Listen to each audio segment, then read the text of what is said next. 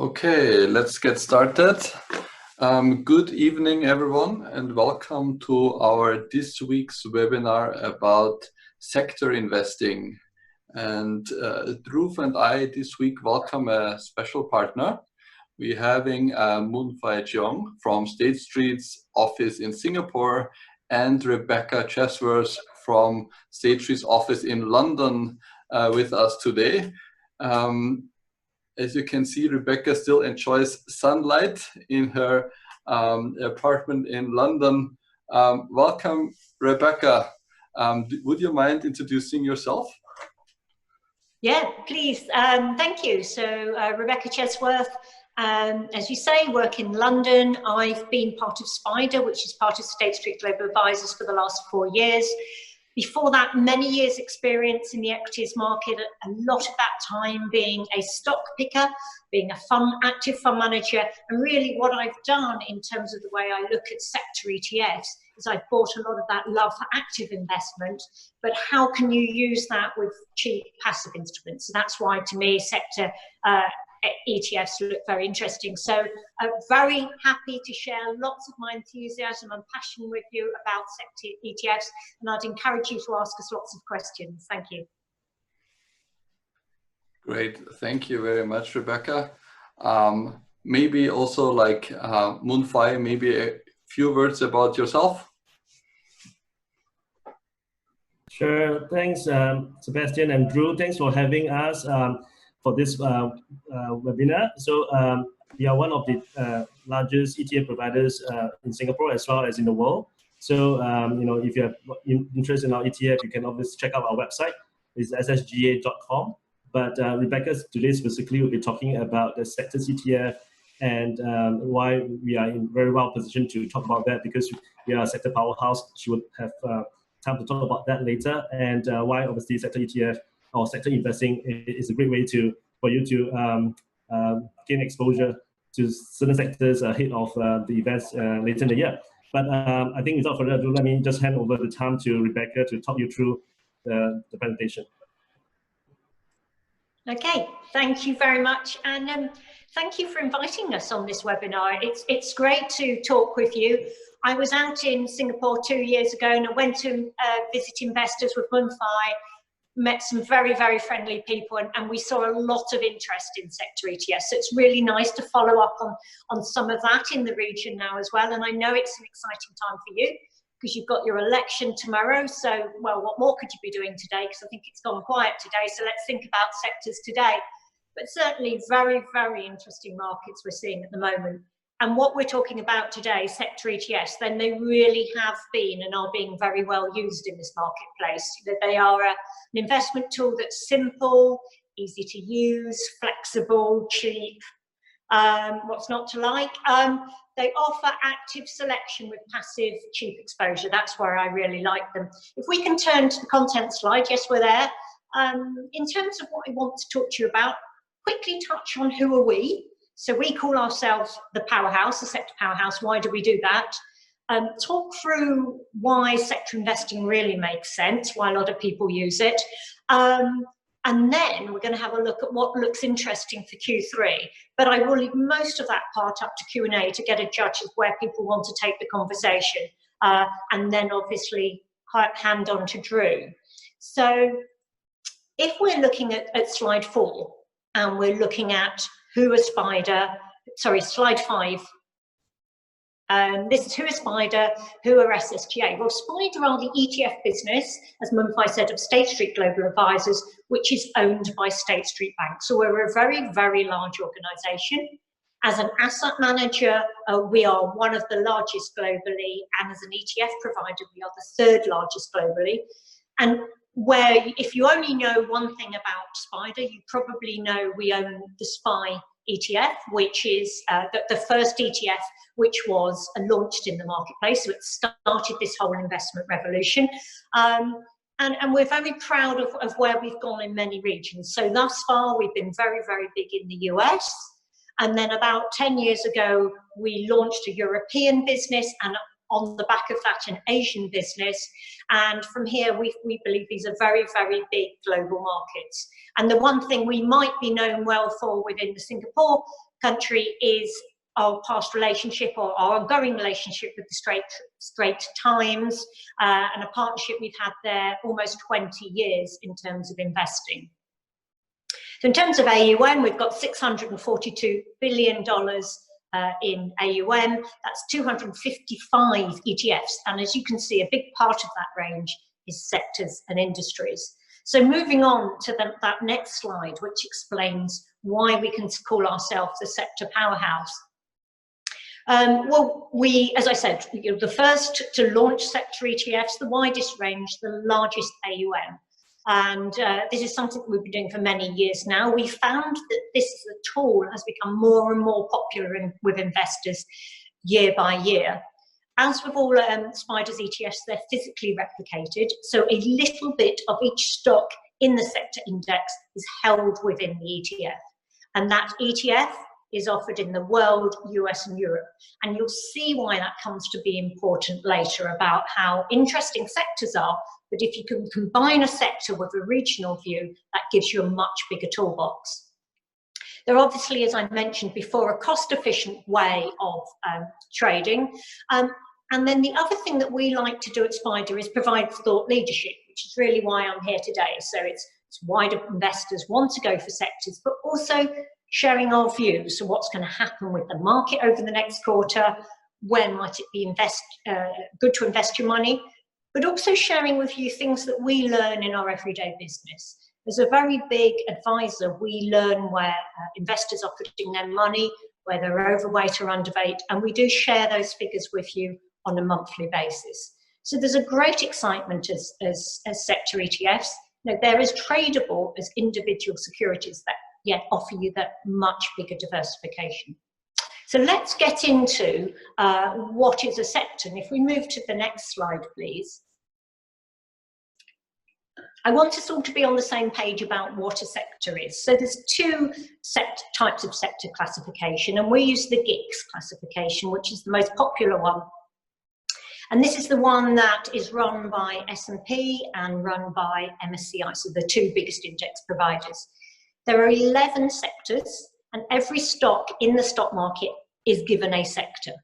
And the way the sector is built up is from the bottom up. And the reason I explain this is because once you understand this, you'll understand why sectors are such a good tool to play macroeconomic factors. So every stock in the marketplace is given a sub-industry. So that's the sub-industry that it most identifies with, where its revenue's coming from, how they behave. And then those sub-industries, and let's take the example I've got on this page. Think about Nintendo, interactive home entertainment stock. Those sub-industries are then put inside an industry. It's a bit bigger, for example, entertainment. Those industries are rolled up into industry groups. So for example, media and entertainment. And then a number of those industry groups are put in the top level sector. So the example here is communication services. I use this as the example as this is the newest sector. And if any of you on the call have heard me speak before or heard anything like this, then it possibly would have come from that time 2 years ago when we went out and explained a lot about what was happening with industry classification. So you've got these 11 sectors. These are great tools. Now, the way they've been built up is it means that they have an economic sensitivity of them. Because the companies within them are quite correlated in the way that they act and in terms of the risks and returns that they follow, then they are quite correlated with what happens within the economy. And that's what makes them very interesting investment opportunities. If we move on to look at money that has gone into sector ETFs, you can see the very sharp increase in AUM. And unfortunately, it's been a game that just the US played for many years, for US investors. These are US domiciled stocks. So of course, they are still open to us as overseas investors, but then increasingly within Europe and within Asia Pacific, there have been their own sector ETFs launched. I show this graph on the right-hand side. There's an interesting point there if you look at what happened in 2016. That, of course, was the year of the last US election, and we saw a huge explosion in the use of ETFs. As a way of investors saying, how they thought the election would go and what sectors might benefit or might take risk. And, you know, the reason why that's very interesting is clearly we're in an election year now, and we expect to see much, much more use of sector ETFs by the end of the year, even year to date, than we have seen record months earlier this year. So 4 reasons, and I'm going to go through you as to why sector investing. First of all, selective exposure, that ability to be able to move between one part of the economy and another. The second is dispersion of sector returns, and that's very interesting at the moment. The third is implementation of macroeconomic views, and the fourth is how this can be used as risk management. So if we turn to the first, selective exposure, then what you're seeing here is basically the makeup of the market by industry. And I mean, 2 things were apparent there. Sectors are very different sizes, and over time, technology has obviously become a very, very large sector. You can see in the US now it's a very dominant sector, whereas in Europe, for European investors, technology is still relatively small, and something like financials and industrials are very important there. But when you think about the market like this, split like this, it allows you to think about, how am I going to move? How am I going to find a different path, my way of targeting different parts of the economy in different regions? Because of the way sectors are put together, they have what's called a business cycle dependency. So in other words, we know when the market's going up, we know when economies are rising, that on average, cyclical sectors, those that are sensitive to the business cycle, rise more than defensive sectors. And we know on the way down, when people are worried about recession, it's the more defensive sectors like utilities that clearly outperform. So obviously, you're going to see this happening at different parts of the world in different times. So there may be a time to target something in the US, but different time to target something in Europe. And we will come back to that on what we think of Q3. If we move to the next reason, the dispersion between sector returns. So what I'm showing here is very simple. It's not quite the dispersion, it's just the difference between the top performing sector and the bottom performing sector. And I love this chart. I could spend ages talking about this chart because this is a history of the stock market over recent years. It tells you whether the market went up or down. It tells you whether it's a defensive market or a cyclical market. It shows you where the threats and the fear were. If we look at, for example, we look at 2018, that's obviously clearly not a good market. The best performing sector was only up 6%, healthcare, so it was defensive, and people were selling and avoiding energy. But there are other times, such as in 2016, the last year of the presidential election in the US, when healthcare clearly suffered because people worried about it and what could happen with the expansion of Medicare, whereas energy was a very, very strong performer on the back of hopes for the oil price. So I find this very interesting. Year to date, I'm going to give you this one because otherwise I might get it as a question. But year to date, in terms of US sectors, then there is a 56%, and that's higher than any of these other years. But year to date, we're running a 56% difference between technology and energy. And over 12 months to the end of June, then there's a 76% difference between technology and energy. So even in these really difficult markets, there is this huge difference to play between the top and the bottom performing sector. And this is what we would refer to as the sector factor. And this sector factor is much wider than smart beta factors in many years. So this year so far, the difference between sectors has been much greater than the difference between smart beta factors. So the difference between growth and momentum, and that difference with value, it's much wider in sectors. And that sector difference is also much wider than we're seeing between regions year to date. So the top performing country being China, bottom performing being areas of Latin America. So that's why people see this huge opportunity, because you see that difference in returns, you've got your opportunity. And a better way to measure this overall is the next slide, which gives you, if we look at the green line, that gives you the dispersion on average between different sector returns. And what you can see is that and this chart ended at the end of March. If I were to redraw it at the end of April, it would have shown the level of dispersions staying quite high, coming back a little bit. But what we saw over Q2 was a better opportunity to make money between selecting sectors than over the previous 10 years. That opportunity open to investors was extremely broad, and people really took advantage of that. As I said, we've seen lots of trading in sector ETFs. Coming on to that third reason why sector investing is interesting, and that's the macroeconomic view. So as I said, sectors are very closely aligned with different economic variables. One thing you could do is you could think about the business cycle. Are we in recession? Are we growing? Sometimes that's quite difficult. I mean, at the moment, where are we? We're possibly in a recovery, but it's not necessarily an even recovery, a steady recovery. And therefore, sometimes it's easier to just take your view on macroeconomic factors, such as the three I'm presenting here: inflation, interest rates, crude oil price, or other factors, other macroeconomic factors such as employment, PMIs, commodities, and then looking at the sensitivity of each sector's share price against the movements in the past of these indicators. So what I'm showing you here is an example of something you can pick up in our quarterly documents, which is which sectors on average over the last 3 years have performed best with rising inflation versus those that perform worst. Energy is an obvious play when there's inflation. It basically, the oil prices tend to be going up, and if they have got pricing power, they're passing that through. Utilities, on the other hand, don't have pricing power because their returns are controlled by regulators, and they pass on the price of higher input prices. So really, that's the other way around. When inflation is falling or there's deflation, that hits energy more, but it's beneficial for utilities. Moving to interest rates. So again, if interest rates are going up, then that tends to benefit the energy sector.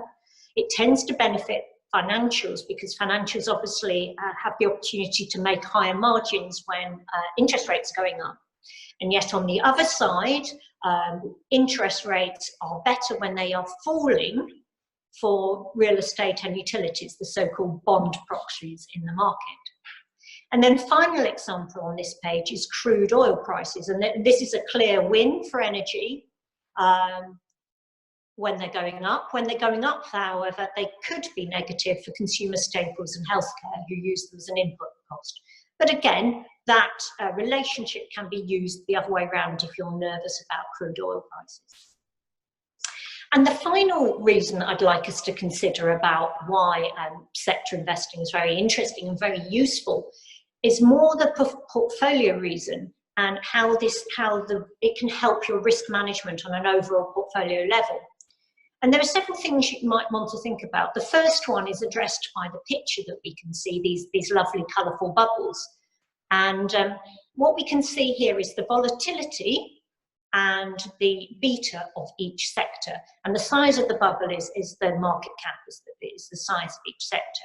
So clearly here you can see that utilities is the sector that offers the lowest volatility and the lowest beta to the S&P 500, whereas compare and contrast that with consumer discretionary, which is out the other side of the picture.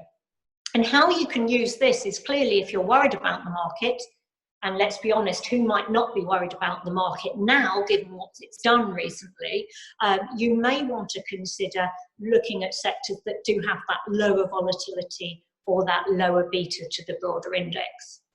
The second thing to consider on risk management is the fact that if you're buying a sector, you're avoiding individual stock risk. Well, you're not quite avoiding it because the stock's still in the sector. And I'll give you an example of one we've had in Europe over the last 2 weeks called Wirecard.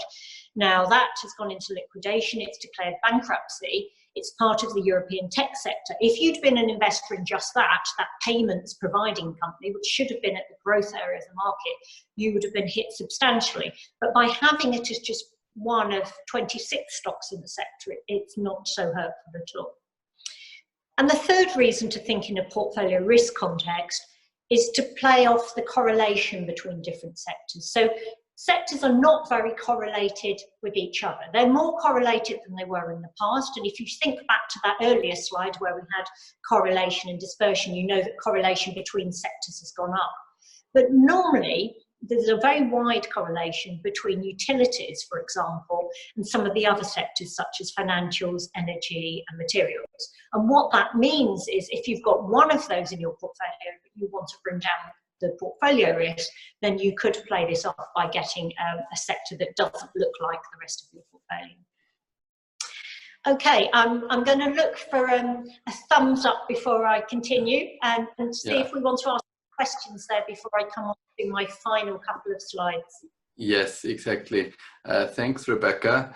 We have already received the first couple of questions, despite me forgetting in the beginning to tell the audience that there is a Q&A tab at the bottom, which can be used to submit questions, and we will try to answer as many as possible towards the end. But I would suggest for the time being, we continue with the third part of the presentation before we jump into a couple of questions. Okay, so what I'm going to run through quickly, because I do think we'll get the Q&A on this, and I want to leave time for the rest of the agenda, is I want to tell you what we're thinking about for Q3 and how this relates to sectors. So if we move to slide 16, these are the things that I'm thinking about. These are the themes that I'm thinking about in the market that will be relevant to sectors. Clearly, much is going to happen, but we need to think as sector investors, what are those things which will be more interesting and more likely to lead to a divergence between sector returns?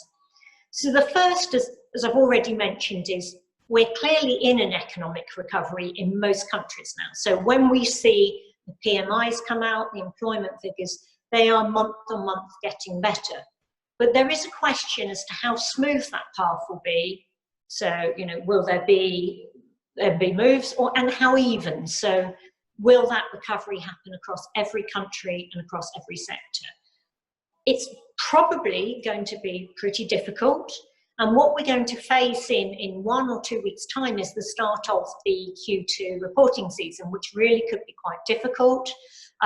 Markets have run ahead, and yet we could be getting some very poor results because there's been very little communication from the companies. So there could be a lot of downside misses in terms of earnings, and that could all add to a market where you might want to be more defensive over the next couple of months. The second point is about valuation, and this is something I get asked a lot about on calls with investors. So in Q2, we were saying, you know, valuations have not got the importance they've normally got because earnings are falling so quickly, you can't rely on the earnings, so what use of the valuations? Now, as we enter where we are in the year now, there's been a lot of adjustment to 2020 earnings. Forecasts are levelling off, there's not so many downgrades, but we still believe that 2021 could see many downgrades. So in this environment, valuations are still not as helpful as they would normally be. You've got a question of income, because equity investors need to find their income somewhere. In fact, all investors need to find their income somewhere. They're not going to get it from some of their normal sources like bonds or cash at the moment. So, you know, we take a look at dividends, and we look for the dividends in sectors where it's well covered by earnings and cash, and where there hasn't been government intervention, government aid, central bank help, which would mean you'd have pressure on your dividends.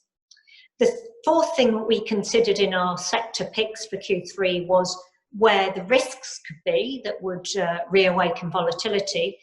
Clearly, US-China never really went away as an issue. We ignored it during the start of the COVID crisis, but there is much more that could happen there in terms of a war of words over the next 3 months. I mentioned the election, and there is a possibility to start positioning ahead of that US election. And the final thing is that in Q2, it wasn't as important to think regionally, I think, as sectorally, but in Q3, we may need to think about the region we're in, the sector we're in, as well as the picks. So if I very quickly run through those picks and where our ideas are at the moment. The first one on the next slide is just to address technology. This has been a favourite of ours for a very long time, and it may well be a favourite of ours for many more years to come. If I were to ask you what sector to hold over the next 10 years, then many of you might say, we're just going to hold technology. There was clearly a chance to buy technology 3 or 4 months ago, and clearly the sector is now expensive. But the question is, will it carry on being expensive? And the answer is possibly yes. The chart that I show there is just a very long time idea of just how far the price has moved, but also how far earnings have moved. In some sense, a justification for the price move. And then when we come on to think about where technology is placed against the rest of the market, you will come to think about earnings trends, come to think about those big themes moving the market, and there's a lot to say on this sector. The next sector that we like at the moment is healthcare. Again, this is one that became a favourite of ours some months ago. So at the bottom of the market, this is the one that we went out and talked to a lot of investors about. Healthcare clearly has benefits short term, as there's a lot of government expenditure on pharmaceuticals, on hospitals, on services. You've also got the fact that this is a very defensive sector with strong earnings growth. Still got positive earnings growth this year. And you've also got the fact, and this is where I find it very interesting the way an ETF is made up. So an ETF is just a basket of stocks.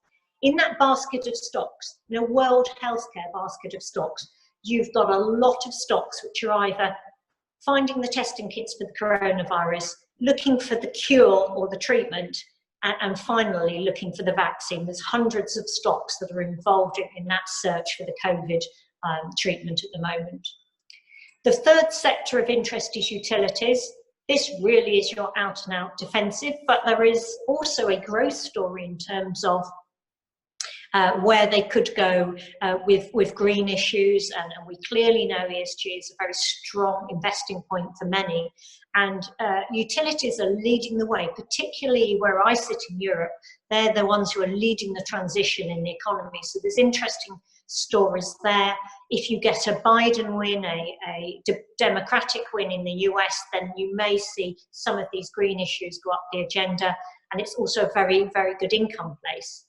And finally, materials. So materials is the sector that covers miners and metals companies, has chemicals in there, and also has construction, some construction goods, and a little bit of paper and packaging. The chart that I'm showing there, I can't go into very quickly, but maybe we can come back to a question, but it's largely showing you where institutional investor flows were during Q2, to show that towards the end of the quarter, people were moving more cyclical. And in terms of that cyclical play, if people do want something more cyclical, then this would be our favoured area. The next slide just gives you a feel for two of the materials available today for you on our website. And I must add that if you do want to hear more about spiders at any point, then Munfai is your person, and he can give you a contact address later. But for those who might want to see some more about what I'm talking about, there are two documents up there at the moment that are registered for Singapore. One is our quarterly document, the Sector Compass. Our new version of that, the Q3 version, comes out next week. And the second one is that monthly update on the Sector Compass, which gives you flows and performance figures.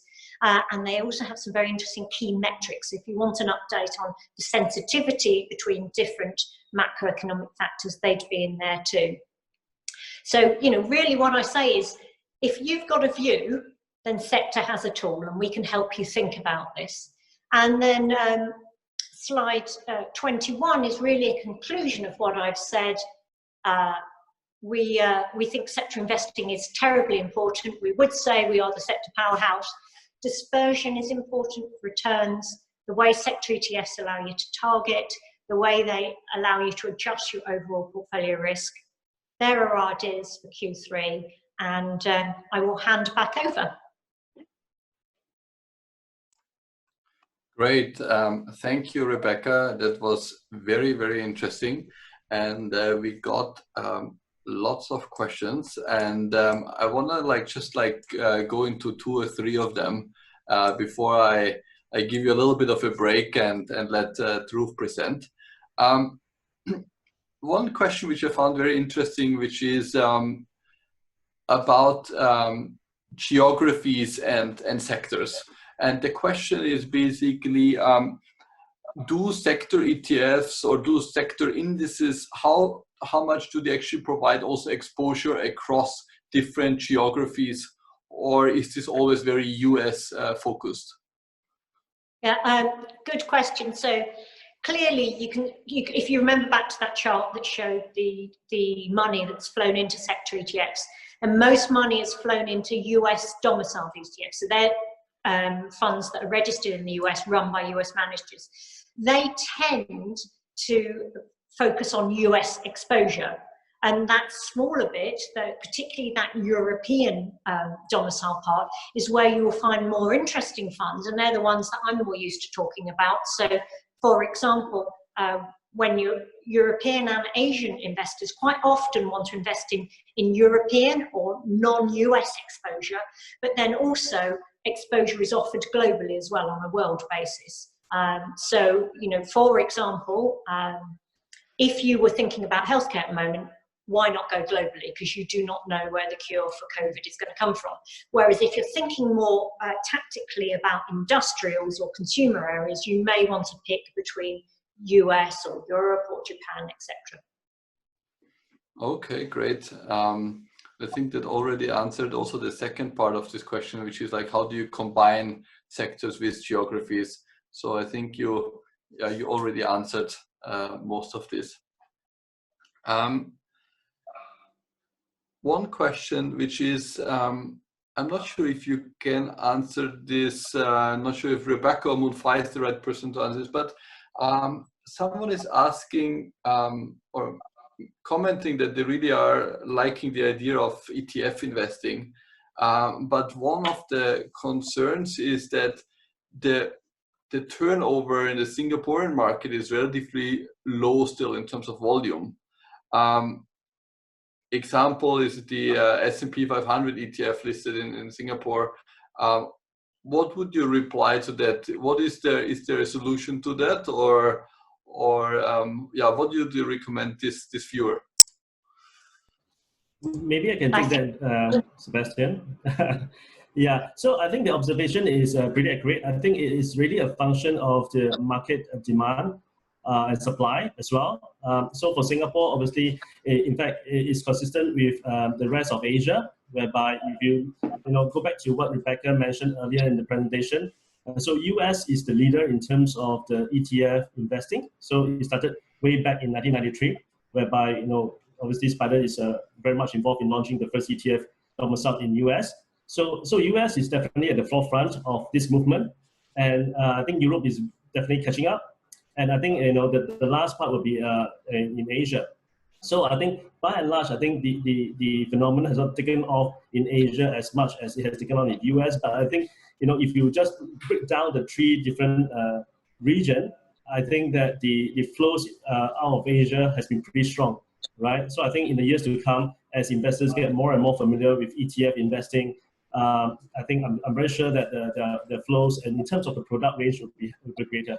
So I think just to that question, I think yes, I think definitely if you're looking at in terms of the liquidity, back to the point about the demand predominantly at this point in time still lies in the US domicile range. So the most liquid ones seems to be happening in the US, right? So I think also I think if you look at the range in Singapore, it's probably not comprehensive for you to build a balanced portfolio, and that's why I think if Syfe creating a portfolio, I think liquidity is definitely a criteria.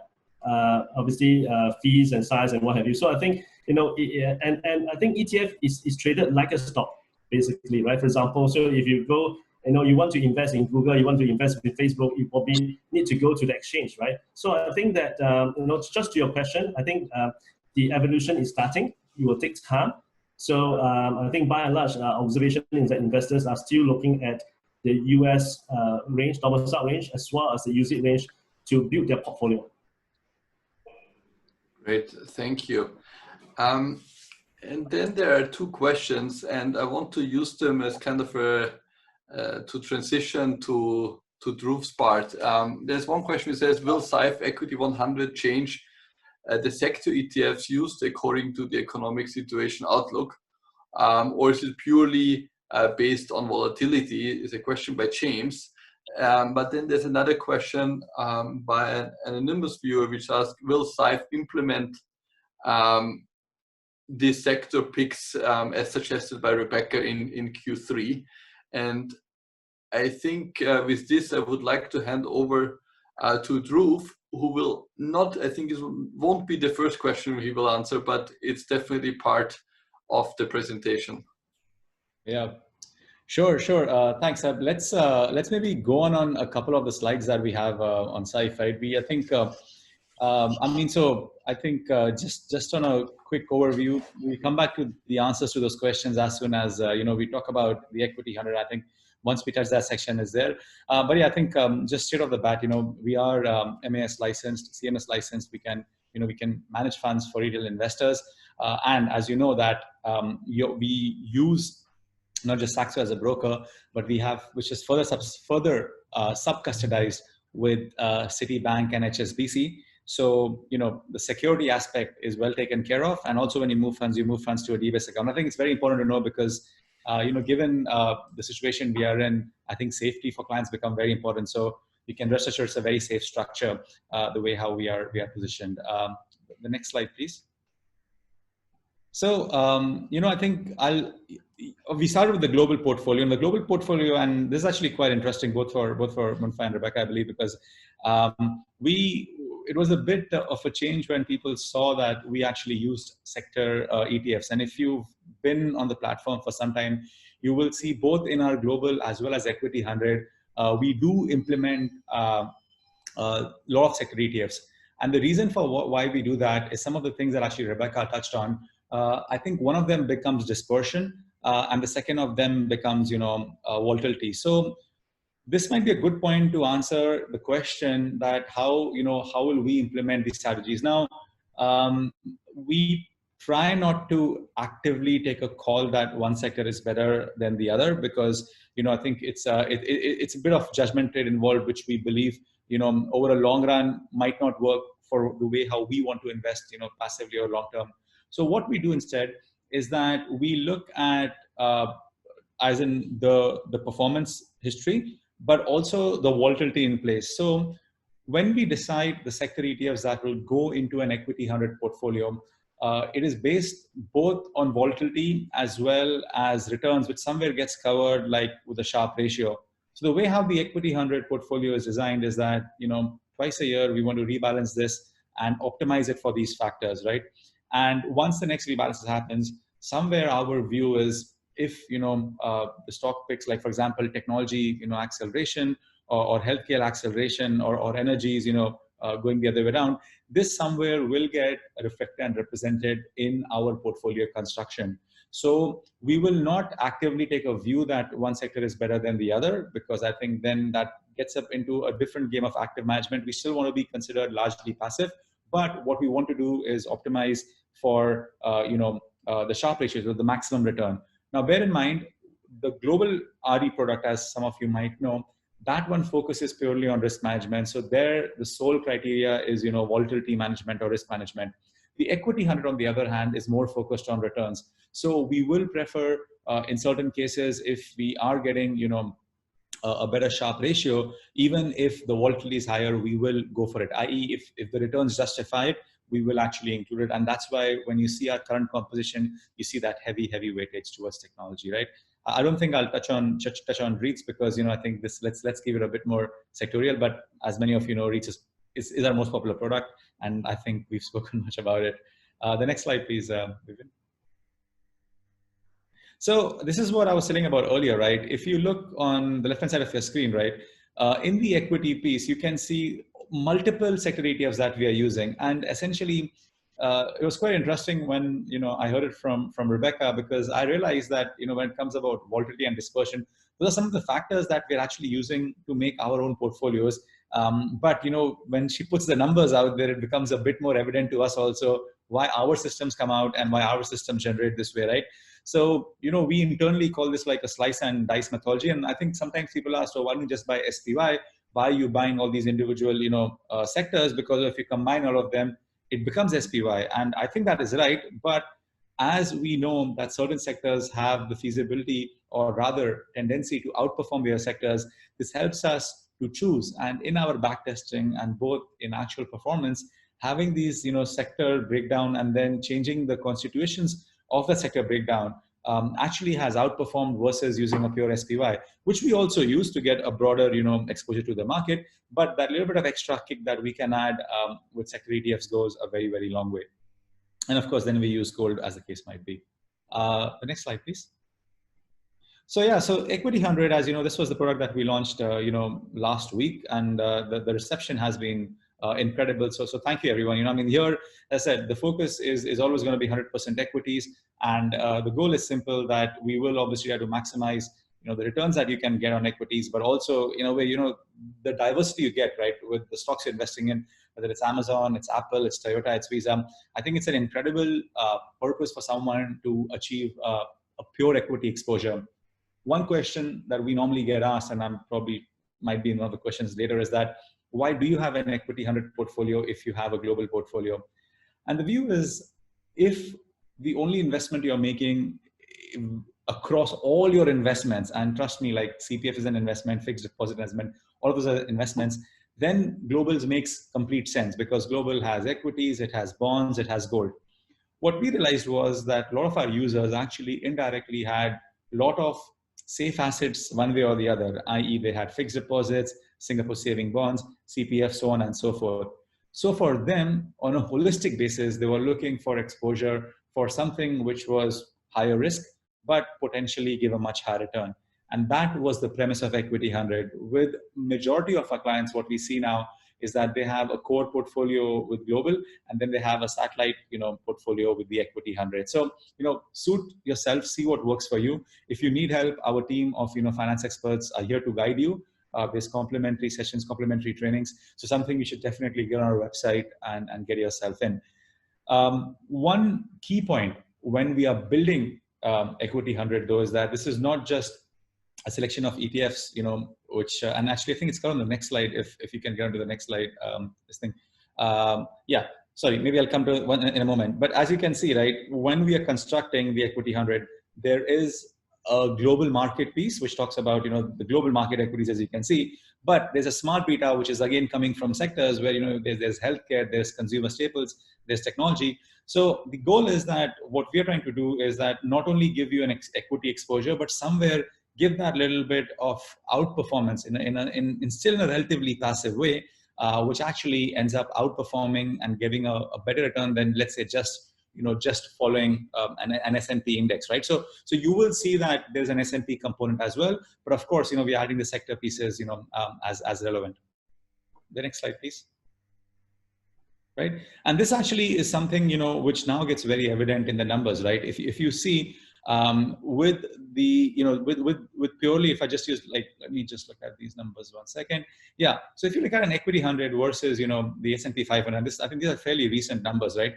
You can see the difference, the smart beta, and again, just reiterating the point that Rebecca mentioned earlier, there is this dispersion which happens, between the individual sectors. So we are trying to capture that out, and capturing that out actually leads to that, outperformance, both, over a short run as well, as a very long run. The other thing also what we do is, because, we of course want to maximize returns, we still, of course, put one eye, I would say a smaller eye, but still some level of focus on what the volatility is. So if you look at the standard deviation on the bottom left of your screen, which is essentially a proxy for volatility or the risk of your portfolio, we are actually slightly lower risk also. And that is why it's a great trade, because you're getting higher returns at lower risk, i.e. a higher Sharpe ratio. This term that sometimes I've used, for those of you who haven't heard before, essentially Sharpe ratio is, the returns, the returns, you remove the risk-free returns upon the risk you take, right? So essentially a higher Sharpe ratio essentially means that generally you end up, performing better over a longer duration of time. On to the next slide. Okay, so just quickly going through, how to start, because I saw a couple questions which were, on those lines. So essentially, you can both go through the app, through the website. It's a very simple onboarding. The onboarding literally just takes about like 3 minutes. If you're in Singapore, if you're outside Singapore, then it's a bit longer because of, passport verifications, etc. But still feasible. We have customers globally. Most of our customers are still in Singapore. And if you have Mindful, it's a quick process. There's a beautiful app as well as the website for you to access the product through. Next slide. Right, our fees, completely transparent. There is like just 0.4 to 0.65. This is an all-inclusive fee. We don't have any trading fees. We don't have any entry-exit charges. There is no minimum required. You can inflow, outflow whenever you want, how much ever you want. We will, reinvest the dividends for you. And of course, you make a conscious choice of choosing ETFs, which have a low management fee. So all the ETFs you see, they're very low management fees. And that fees ensures that the overall cost of your portfolio and hence the return on your portfolio is higher. So these are the different tiers, as we mentioned. Like, you can start with as little or as much. We start at the blue tier, which you can see on the top left of your screen, is 65 basis points per annum, or 0.65%. And as you go down, it goes to 0.4% for gold. Platinum is a bit more of a customized offering, so please reach out and see what we can do. And again, depending on the tier you are in, there are some perks. For example, in black and gold, you have access to financial advisors. In gold, you have, a complimentary financial planning session as well. So a bunch of these really, interesting things that happen, for customers in black and gold. But if you're starting off small and, you want to just keep it limited, you can always be a part of our blue tier. And the quality of the portfolios, is exactly the same, right? There is no difference. There's no kind of, demarcation on that aspect of things. And one common question we get asked is like, why do I do this? Why can't I just do DIY? And always the concern is that, that if you're really building up a portfolio of, these different ETFs, the minimum sizes you will need to replicate actually will be extremely high, right? So it's not just, the lot size, but also getting the proportions right and so on and so forth, right? In our case, you don't require a CDP or brokerage. The sign up is super quick. Where relevant, we of course, manage your risk, we re-optimize. And one very interesting feature, I think very relevant in any portfolio that is giving a decent dividend yield, is that we reinvest for you. And this is actually a great feature because, let's say if you're making like a 2-3% dividend, even on $10,000, that's about $200, $300, which gets paid over the year. So you'll get paid, I don't know, $75 4 times a year, let's say. You really can't do much with it, right? You can't even go and buy one whole lot. And even if you did, you will end up paying the minimum brokerage, which is like $10 or something, right? So people end up not reinvesting. And we had seen this, at least for the REIT product, when you reinvest, you end up actually improving your performance by about 50 basis points, which makes sense because the product historically has given about 8 to 10% return and gives about 5% dividend on an annual basis. So if you do the maths, you get an additional 50 basis points kicker by just reinvesting, something as simple as that. But because you can do it, with us, you kind of are actually already paying for all your fees, right? Next slide, please. And lastly, but last for me right now, we have an upcoming webinar, which is with a very popular financial blogger, which is, I think, next week. It is the Syfe anniversary. It feels longer. It has been longer. I mean, we've been working on Syfe for the last 3 years, but we finish our first official year in Singapore next Friday. So please join us. There will be no champagne and food because it's all over it's all online. But we will bring our best form and hopefully some good humor along as well. With that, Seb, should we just pause for some questions? Yes, you ran through the presentation today. It was hard for me to stop you despite all the questions coming in. And I want to now give you a short break and ask a question to our guests. And Rebecca, I know it's not a sector, but would you have a view on commodities or specifically gold? Okay, so gold isn't an area I look at much, but just to say it's been a very, very popular investment. So it's something I hear a lot about from our US colleagues. and they still see a lot of people wanting to invest in it, a lot of reasons why you would want in this what could be a difficult quarter to look at it. Looking aside from gold, then the area I look at more often is something like industrial metals, and that's something I've been looking at because of the materials exposure. So something like lead, copper, aluminium, zinc, they're all having a very good run at the moment, and that's why something like that materials or mining area might look interesting. Very interesting, thank you. There's one question which comes up, I think, almost every week, and I would be very curious to hear your view on this also, is it's about timing, right? And now again, we are kind of in a rally. Last year, we were in a rally for the full year, but we also saw the opposite in the last 2 or 3 months ago. Do you think it's a good time to start investing? Never say never. It's very, very difficult. Many times in this rally from the bottom, you'd have said, right, it's gone too far. I think that's why sectors make a great choice, because you're able to be in the market but limit your risk and think about where the possible returns are being. I think if you look on a year basis, then we may be in a market for the next couple of months, which you don't see it going far, and therefore if you're able to play one sector against another, why not? But I think if you look long term and you're a long-term investor, then you would still see that there is room for equities to grow by somewhere like 5 or 6% per annum over the longer term. Yeah, if I can just chip in as well, I think that there's a study that has shown that if you have missed the best 5 trading day in the history of 20, 30 years, your return will be very drastically different if you have stayed even a conservative as cash, right? I mean, for instance, you missed the worst 5 days, right? So I think on average, staying invested in market seems to be a better proposition than trying to time the market. Like, Drew mentioned, I think one of the things about reinvesting, auto adjusting, that is inbuilt in the Syfe system. That's how they build the model portfolio, and so all that is taken care of for you, right? I think it's very hard to time the market, and you can imagine that now it's on a rally. Say for example, if the market drops at 15% the next day, you probably will not go back in and thinking that it's cheap to buy then. So, just your human psychology works against you in investing.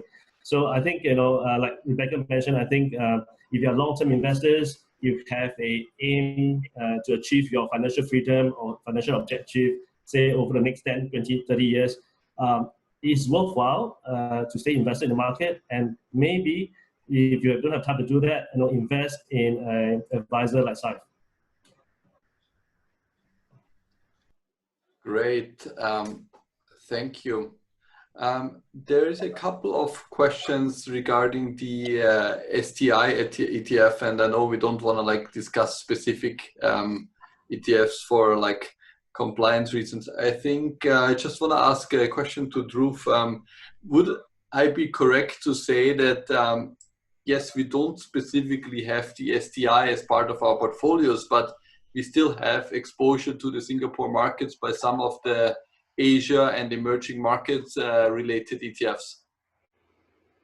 Yeah, that's absolutely right? I mean, for us, when the global portfolios were built, the idea was to get a global exposure and has to be somewhere reflective of, the global markets. That's why the heavier weights are typically towards, US and Europe, right? And then of course, then Japan and China start coming in. So there is some level of exposure, but directly we do not invest in the SGA ETF.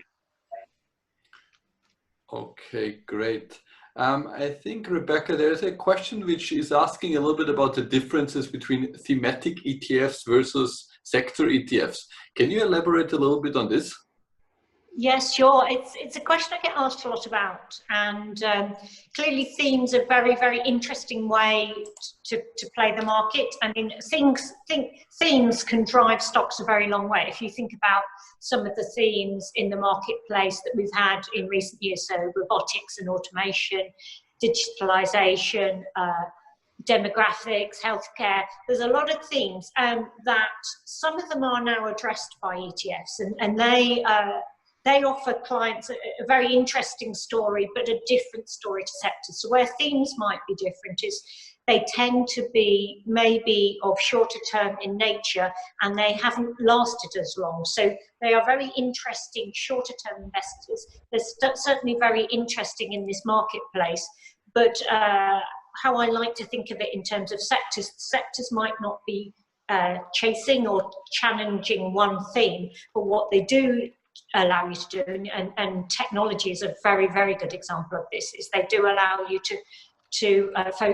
play several things at once. So they would, for example, in technology, you've got AI, digitalization, big data, robotics, automation, electric vehicles. You've got all of those things in one sector there. Great, thank you. One question which I've also now seen actually 2 or 3 times is about the sector pick technology. And there's all kinds of different questions, but I think they all come back to the same point, which is about like how much bigger can technology actually become, right? And I think you showed earlier, I think in the US market was already more than 25%. So where do you see technology go over the next 10 years, and do you expect a pullback or in maybe in the next few months? Okay, so I'm going to answer that in 2 ways, a kind of shorter term and a longer term, because one question I get sometimes is, because I talked about communication services, that being a new sector, what's interesting to bear in mind is that sectors do last for a long time. There haven't been a lot of changes, but there might be a change in the future. So one way of addressing technology being such a big sector is possibly in the future it gets split into another sector, or some of those parts of some of the companies get moved into another sector. That's one possibility, and that's one way of addressing it being such a big part of the market. So it's not necessarily that technology has to fall in size, but you could see some focusing of that sector, some moves into other sectors. So, but for now, we don't see anything like that on the horizon, but it's still a possibility if S&P or MSCI decide that to be so. In terms of where we are now, it looks expensive, but it doesn't look like much is going to change that in our immediate future. If you think about what makes up a PE, then it's a price and it's an earnings. And if you think about the PE against the rest of the market, then yes, it's at a premium. But if we think that the earnings might come back in the rest of the market, so areas like industrials, consumer areas may see earnings come off, particularly energy may see earnings come off, you may well see the PE of the rest of the market rising against it holding firm for technology. So you may see that differential, that premium come back because other areas underperform or see earnings downgrades. Great, thank you. Dhruv, there's a question about geographical exposure of the Syfe portfolios, where the user asks if it's is it quite heavily invested in the US, or does it have a good diversification across multiple countries? And maybe you can share the difference between the global and the equity 100. Yeah, sure. So I think this actually alludes back to the point that Munfai had mentioned, right? The reason why we don't trade ETFs which are listed generally in Asia or Europe is around liquidity. And I think the user asked that question.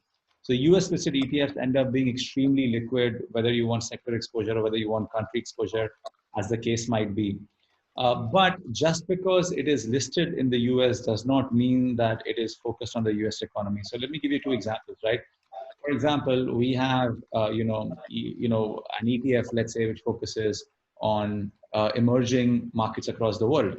Now, for that one particular ETF, though it's domiciled in the US, the underlying countries are like China, India, Brazil, etc., etc. So even though we are investing in a US listed ETF, the actual performance of that is how these other economies and how these other places are doing. The second thing to also consider is given the largely global nature of companies, and especially with the tech companies, right? Whether it's a Facebook, whether it's it's an Amazon or Netflix, though they might be listed and be placed in the US, their revenue sources are increasingly diversified. So the Facebook users and Facebook revenue is coming from everywhere in the world. It's not just coming from US, right? So if there's one way to think of it, is that just because you are investing in an ETF which is listed in the US market, it does not translate into the fact that you're only investing in the US market. Having said that, we have a somewhat of a skew towards the US. But again, that is because some of the largest companies which have global exposure, as I mentioned, like the Facebooks of the world, etc., are listed in the US market. So I hope that answers the question. Yes, I think that's a very good answer.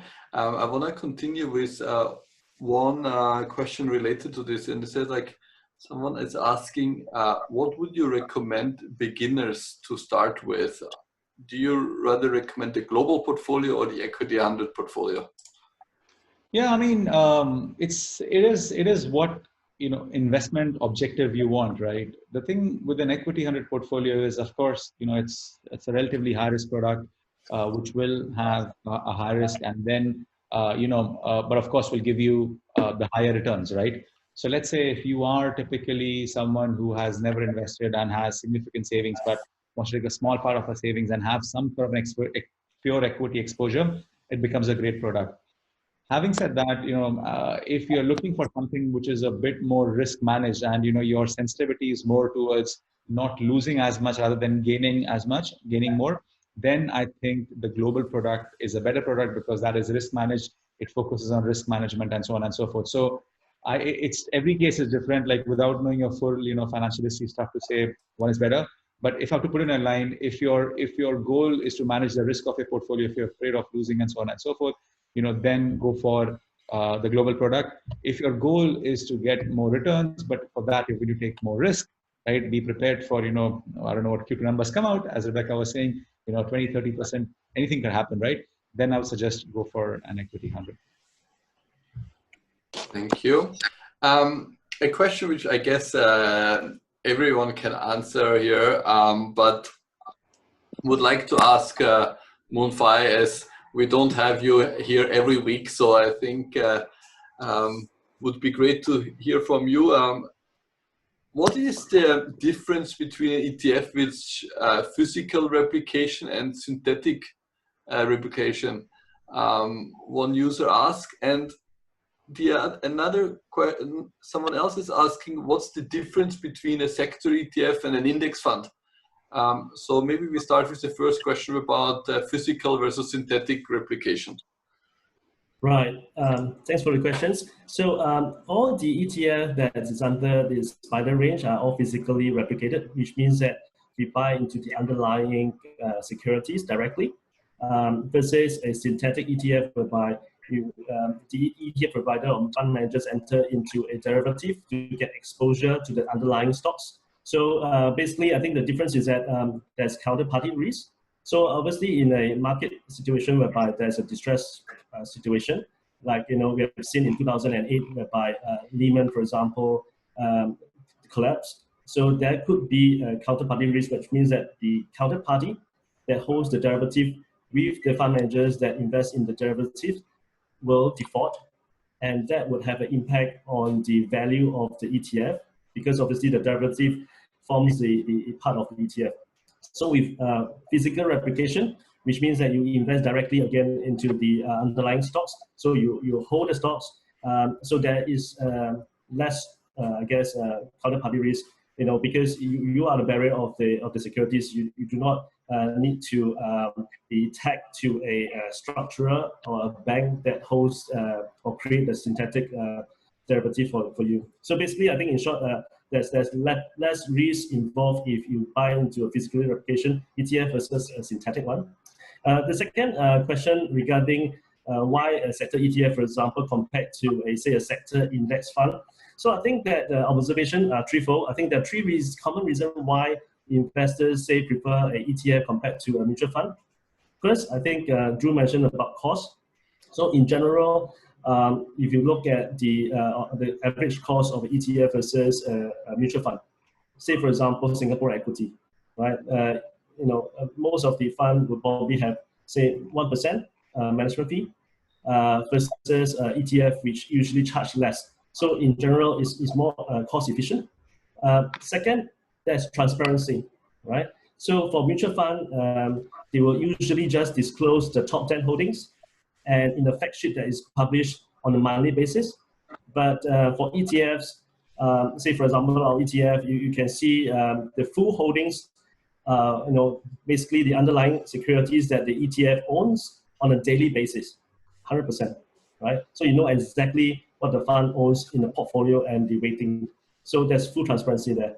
And lastly, I guess because the ETF is listed on the exchange, so it means that within a day, you can buy and sell an ETF, right? So there's, you can obviously, in the distressed market, you can definitely redeem your holdings in the ETF. Versus a fund, as we know, the NAV is only available once a day. So today you put in a redemption ticket, then tomorrow you know the NAV, and maybe a few days later you get your money back. So I think these three reasons are the common reasons why investors in general prefer ETF versus say a mutual fund, even if they track the same underlying index. Thank you, Mun Fai. Very interesting. Rebecca, again, a question for you, and I know we invited you as the sector specialist, but there is a question a bit on geography and specifically emerging markets. The viewer is asking, what do you think of the emerging markets, especially given that they're very heavily affected by the pandemic? Which countries do you think have the greatest potential in the next decade is actually the question. Okay, but first of all, I'd like to say thank you for giving the previous question to Mun Fai, the technical ones. Okay, and the index one, thank you for that. I get the more interesting one, pleased about that. So I kind of like to make my emerging market comments more regional rather than country specific, because I'm not going to pretend I drill down to that level, but I'm quite used to talking about it by region. I mean, when we first looked at or thought about emerging markets as we were going into the crisis, we were worried at State Street Global Advisors that there was less that could be done in terms of monetary and fiscal support. Fiscal support because in many cases the balance sheets maybe didn't look so good for those countries, and less likelihood of monetary support because of what you could do with interest rates, because of that need to support currencies against the dollar. I think we're through that now in the sense of Asia, and I think what we're seeing in the Asian markets is earlier to go into this crisis, earlier to come out. And then that's the area that we've been talking with clients about. So emerging markets, Asia, I think looks very interesting. Within that area, you've got about 50% exposure to China now. So China, again, it's a very interesting market. So it's interesting from a country makeup of EM Asia, but also a sector makeup. So sectors make up, or the technology makes up 21% of emerging market Asia.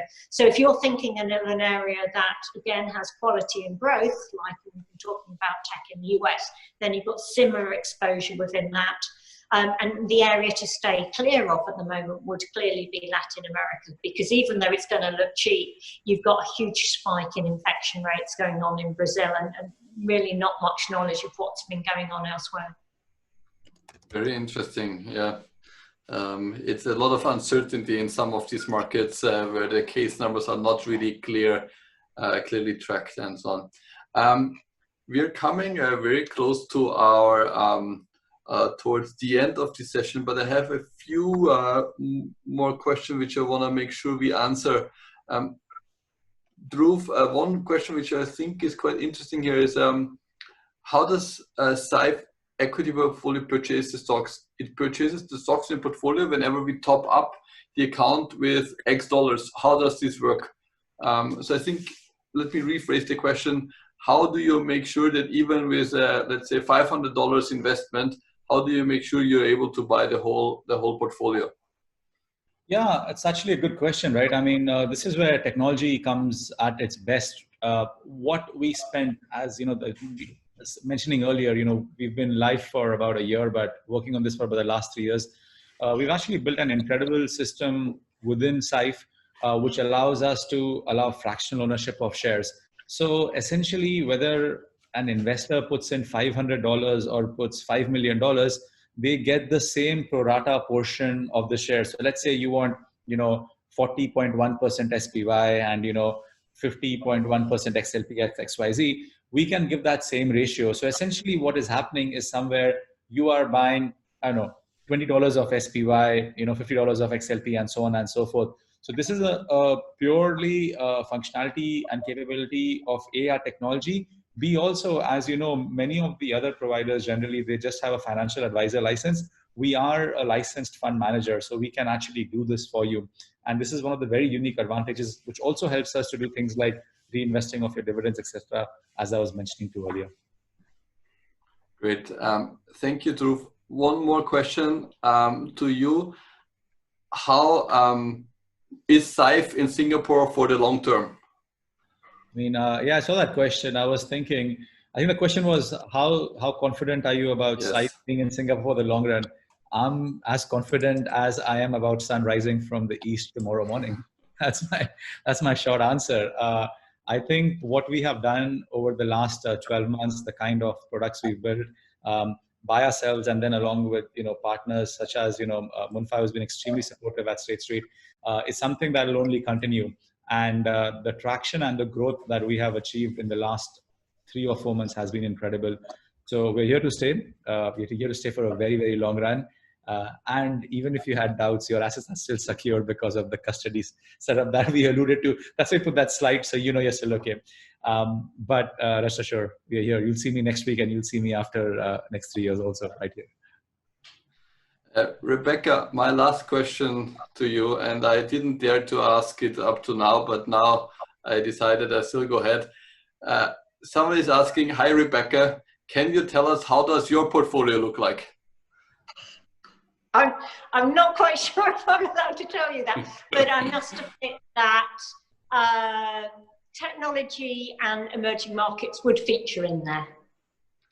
I think that's enough details, exactly. And I think, yes, for the long term, I think that's an important part. I think that's also the type of investors Syfe is trying to bring on board. I think we're not here for the traders who look for short-term gains, but for the long-term wealth generation. Yeah, I think this brings us pretty much to the end of this session. Sorry, now I see there's one more question which just came in, which is about withholding tax, something which you also very often get, but maybe Dhruv, you can quickly elaborate on the 30% withholding tax for US listed ETFs. Yeah, I mean, it is on US listed equity ETFs. Some of the bond and treasury ETFs are actually tax exempt. So there, in fact, if anything is withheld, we actually claim it back. But for equity ETFs, no matter what channel you go through, whether you go as a broker or anything, because there is no special treaty between Singapore and the US, if I'm correct, the default rate of 30% applies to all withholdings out there. Actually, Rebecca, I had a question to ask you. You know, you mentioned something very interesting with, you know, cash yields going very, very low right now. What would you recommend as a sector if someone was interested for a dividend yield? And I mean, REITs don't count because we've already got that covered. So if it's a non-REIT sector, what would be a good global sector in your view to get if my priority was to get some sort of a stable dividend? I understand it's in USD, but what do you recommend? Definitely utilities, I think, for several reasons. So that they've got that premium yield at the moment. It's supported by earnings, which isn't supported by every other sector, and it's supported by cash flow. And then you know, briefly, I touched on the fact that not all income dividends are sure. You know, you think about financials, they're getting hit by central banks saying you just can't pay dividends this year, or if you can do, you've got to justify them with earnings. And then you've got things like, you know, companies that have got government aid, like some of the airlines, which can't pay dividends either. But utilities haven't been at all caught up by that. Got it. Okay, thank you so much. And that's one question we've been always wondering, like, because you could think of a global REIT play or a sector play per se. So I like that. Thank you so much for that. Thank you. And now I promise we the last question, but Dhruv, Leroy is asking, how safe and suitable is Syfe for new beginners to invest? Yeah, especially considering that it is totally new to investing and inclined to invest in non-local ETFs. Yeah, I generally think the global product might be a very good product for you, with an element of risk management. I think I want to believe for human psychology, the fear of losing is typically more than fear of winning. So keeping that in mind, if you're the first time investor, new to investing, I think you'll be very anxious about what you lose. I want to believe more than what you gain, because, that kind of hurts more because of the muscle memory of mankind. So I would suggest that a global portfolio with a risk level which is suitable to your appetite might be a very, very good starting point. And given the fact that it's diversified, right, from equity ETFs, bond ETFs, as well as GLD for gold, I think you're very well covered across the whole spectrum. And to be honest, that is a true diversified and managed portfolio. So I would suggest that option might be very suitable for you. Great. And yes, I think this is brings us to the end of this session for today.